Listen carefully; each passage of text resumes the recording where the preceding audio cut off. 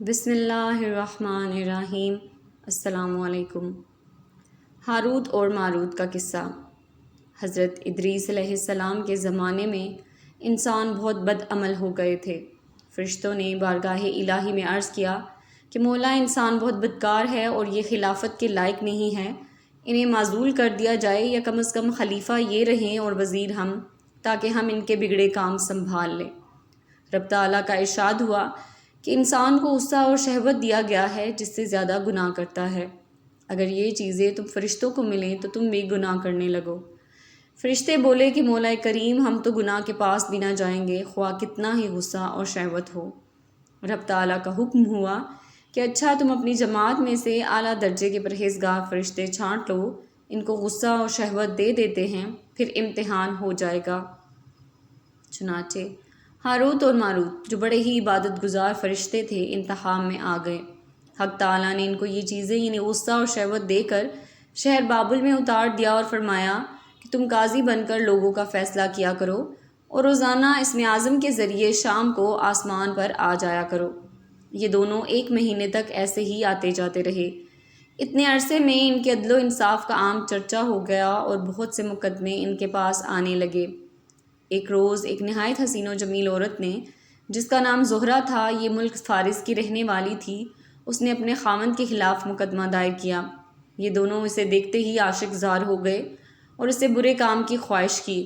اس نے کہا، میرا دین کچھ اور ہے اور تمہارا دین کچھ اور اختلاف ہوتے ہوئے یہ نہیں ہو سکتا۔ نیز میرا شوہر بہت غیرت مند ہے، اگر اسے خبر لگ گئی تو مجھے قتل کر دے گا، لہٰذا پہلے آپ میرے بت کو سجدہ کرو اور پھر میرے شوہر کو قتل کرو، پھر میں تمہاری اور تم میرے۔ فرشتوں نے انکار کر دیا، وہ عورت چلی گئی، مگر فرشتوں کے دل میں اس عورت کے عشق کی آگ بھڑک گئی۔ آخر اسے پیغام بھیجا گیا کہ ہم تیرے گھر آنا چاہتے ہیں۔ سر آنکھوں پر یہ دونوں فرشتے اس کے گھر پہنچ گئے۔ اس عورت نے اپنے آپ کو آراستہ کیا اور ان سے بولی کہ یا تو آپ لوگ مجھے اسم اعظم سکھا دیں، یا بت کو سجدہ کریں، یا شوہر کو قتل کریں، یا شراب پی لیں۔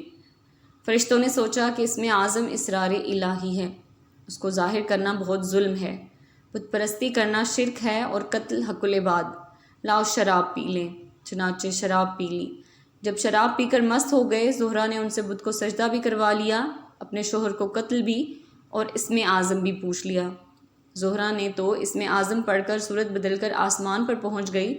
حق تعالیٰ نے اس کی روح کو زہرہ ستارہ سے متصل کیا اور اس کی شکل زہرہ ستارہ کی طرح ہو گئی۔ جب ان کا نشہ اترا تو یہ اسم اعظم بھول چکے تھے اور اپنے کیے پر نادم اور شرمندہ تھے۔ حق تعالیٰ نے فرشتوں سے فرمایا کہ انسان میری تجلی سے دور رہتا ہے، اس لیے گناہ کرتا ہے۔ یہ دونوں شام کو حاضر بارگاہ ہوتے ہیں، پھر بھی شہوت سے مغلوب ہو کر سب کچھ کر بیٹھے۔ اگر انسان سے گناہ سرزد ہوں تو کیا تعجب ہے۔ تمام فرشتوں نے اپنی خطا کا اقرار کیا اور زمین والوں پر بجائے لعن طعن کرنے کے ان کے لیے دعائیں مغفرت کرنے لگے۔ پھر یہ دونوں حضرت ادریس علیہ السلام کی بارگاہ میں حاضر ہوئے اور شفاعت کے طالب ہوئے۔ آپ نے ان کے حق میں دعائیں مغفرت کی۔ بہت روز کے بعد حکم الہی آیا کہ ان کو اختیار دیجیے کہ یہ یا تو دنیاوی عذاب قبول کر لیں یا آخرت کا۔ حضرت ادریس علیہ السلام نے انہیں حکم الہی پہنچایا۔ انہوں نے عرض کیا، یا نبی اللہ، دنیا کا عذاب فانی اور آخرت کا عذاب ابدالآباد تک باقی رہے گا، ہم کو دنیاوی عذاب منظور ہے۔ چنانچہ حق تعالیٰ نے فرشتوں کو حکم دیا کہ ان دونوں کو لوہے کی زنجیروں میں جکڑ کر بابل کے کنویں میں اوندا لٹکا دیں۔ اس کنویں میں آگ بھڑک رہی ہے اور یہ لٹکے ہوئے ہیں۔ فرشتے باری باری ہر وقت ان کو کوڑے مارتے رہتے ہیں۔ سخت پیاس سے ان کی زبانیں باہر لٹکی ہوئی ہیں۔ یہ عذاب قیامت تک ایسا ہی شدید رہنے والا ہے۔ استغفر اللہ۔ اگر آپ کو میری ویڈیو پسند آئی ہو تو اسے لائک اور سبسکرائب ضرور کیجیے گا۔ شکریہ۔